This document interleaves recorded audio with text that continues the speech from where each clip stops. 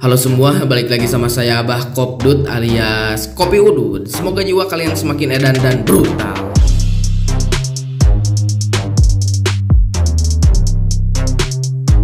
Manusia sangatlah luar biasa edan, beragam bentuk, beragam juga sifat yang mereka miliki. Manusia ada yang baik juga ada yang buruk. Layaknya salah satu karakter yang sangatlah luar biasa gelap, yaitu si Goreng Patut, sang kegelapan, si anak durhaka penghuni kerak neraka, yaitu Kurohige.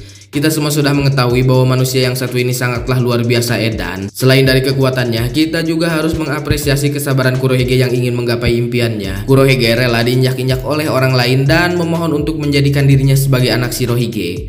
Namun, nasi sudah menjadi seblak bahwa Kurohige menjadi racun di kapal Shirohige. Secara tidak langsung, Kurohige juga adalah penyebab bubarnya bajak laut Shirohige pasca perang Marineford. Kecerdikan, kepintaran, kekuatan, bahkan kelicikan ada pada karakter yang satu ini. Kita tahu bahwa Kurohige sebelumnya berhadapan dengan bajak laut Lau. Kuro sempat pergi ke Amazon Lily.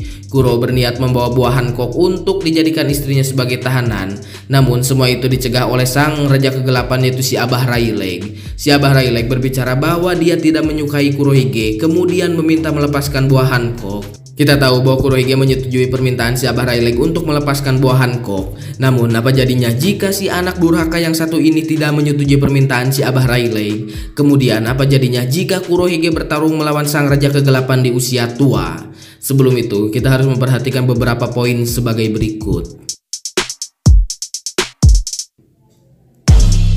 Kita tahu bahwa kekuatan kedua orang ini sangatlah luar biasa edan, sama-sama memiliki kekuatan namun dengan teknik yang berbeda.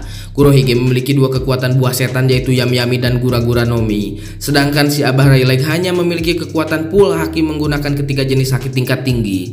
Jika kita lihat dari segi stamina, maka di sini yang lebih unggul adalah Kurohige.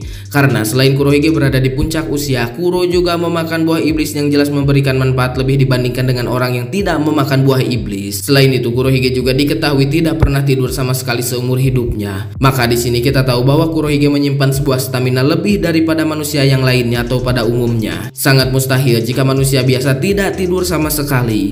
Sejauh ini pertarungan terlama berada pada pihak Akainu dan Aokiji selama 10 hari 10 malam. Entah mereka tidur atau tidak, tetapi mereka tetap bertarung selama 10 hari. Anggap saja manusia biasa paling kuat 15 hari menahan tuluh atau ngantuk. Maka di sini Kurohige adalah manusia yang sangat menstabilkan staminanya karena tidak tidur sama sekali seumur hidupnya. Entah karena Kurohige memiliki kepribadian ganda atau tidak, yang jelas orang ini tidak pernah molor alias tidur. Jika kita melihat sisi lawannya, yaitu si Abah Rayleigh, maka kita sudah tahu dan sudah menduga seberapa besar stamina yang dimiliki si Abah Rayleigh saat ini. Ketika melawan Kizaru pun Rayleigh terlihat kelelahan hanya karena sebuah pertarungan yang singkat. Usia Rayleigh tidak jauh dengan si Abah Gap, namun dari segi stamina si Abah Gap lebih unggul. Selain dari latihan yang rutin, pola makan atau pola hidup sehat tidak dilakukan oleh Rayleigh. Setiap hari Rayleigh hanya menghabiskan waktunya untuk tidur, mabuk, bermain wanita, dan main slot saja meskipun sering rungkad atau kalah.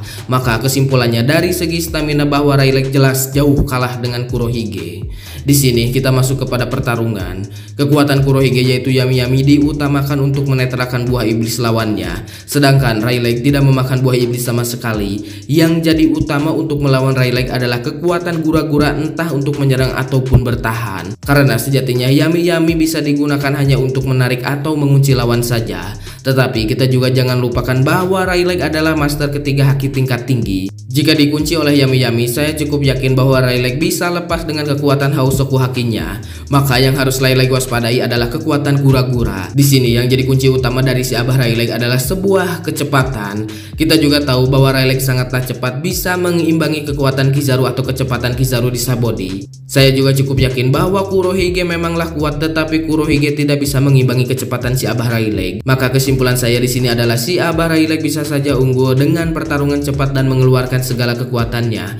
Kurohige sangatlah lemah dengan serangan fisik, terutama tebasan pedang. Jika si Abah Rayleigh bergerak dengan cepat kemudian menebas Kurohige yang dilapisi dengan Hausoku haki atau haki raja, maka Kuro bisa saja dikalahkan oleh Rayleigh. Namun jika si Abah Rayleigh tertangkap oleh Kurohige, maka habis sudah si Abah Rayleigh. Kelemahan dari stamina sangatlah berpengaruh. Jika pertarungan berlangsung lama, maka kekalahan berada pada sisi si Abah Rayleigh. Kurohige juga sudah sadar bahwa Rayleigh sudah tua, dan Kurohige juga pasti sudah mengamati siapa saja orang yang paling berbahaya di dunia atau kuat.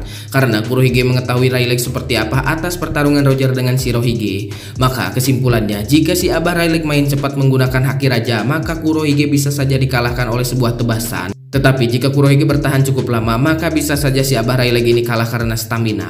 Di sini soal keterampilan menggunakan kekuatan berada pada Rayleigh, namun soal daya tahan tubuh berada pada Kurohige. Kesalahan sedikit apapun dari kedua belah pihak bisa mengubah hasil akhir. Bisa saja Kurohige menang dan bisa saja si Abah Rayleigh yang menang. Namun di sini jika si Abah Rayleigh menang, saya yakin Kurohige tidak akan tewas. Sedangkan jika Kurohige yang menang, maka saya cukup yakin Rayleigh akan tewas karena kelelahan. Tetapi di balik tewasnya Rayleigh akan memberikan sebuah luka besar yang cukup parah terhadap Kurohige. Jadi gimana menurut kalian? Tulis pendapat kalian di kolom komentar, dan buat yang mau request sok aja nanti sama saya dibahas. Ya, jadi seperti itulah menurut saya mah.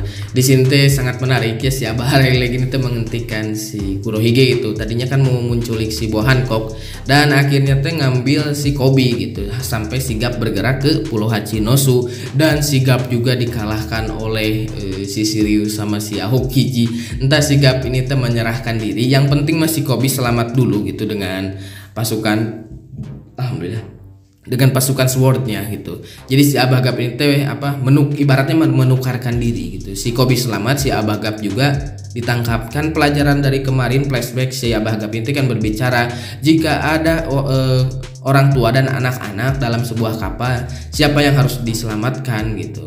Nah si Koby kan ngejawabnya orang tua dulu karena orang tua lemah. Salah. Seharusnya anak muda dulu karena anak muda memiliki masa depan yang panjang dibandingkan dengan orang tua tersebut yang tidak akan lama akan mati atau habis usia.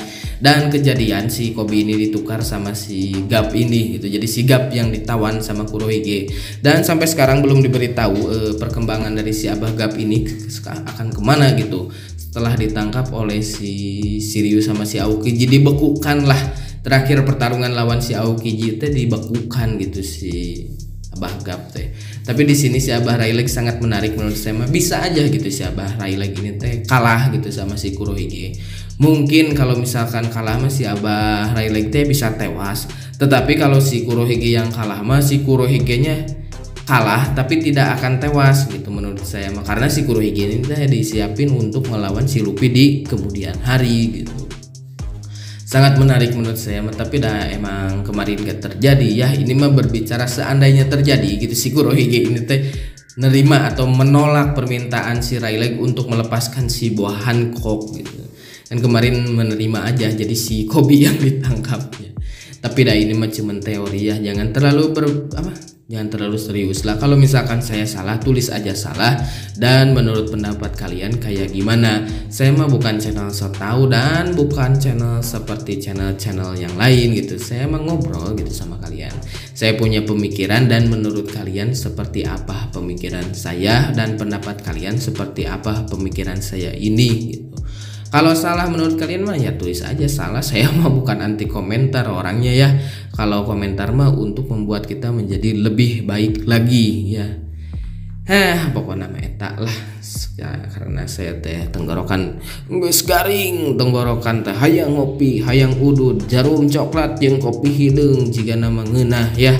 Ya udahlah, salam sejahtera, wanginya kentut Nikita Willy, goodbye, dadah.